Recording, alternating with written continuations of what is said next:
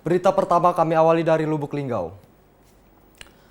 Peristiwa dua narapidana mencoba kabur dan mengakibatkan satu orang napi meninggal dunia. 5 petugas lapas kelas 2A Lubuk Linggau diperiksa Polres Lubuk Linggau. 5 petugas lapas diperiksa Satuan Reskrim Polres Lubuk Linggau pasca kejadian 2 narapidana mencoba kabur dan mengakibatkan 1 orang tahanan meninggal dunia. Kapolres Lubuk Linggau AKBP Harisandi mengatakan, petugas lapas kelas 2A Lubuk Linggau yang diperiksa yakni petugas yang piket saat kejadian.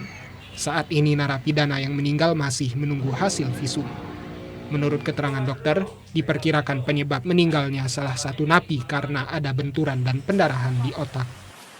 Ini kan sementara kita masih kita periksa pegawai lapasnya ya. Ini yang melakukan pengejaran sama yang piket malam.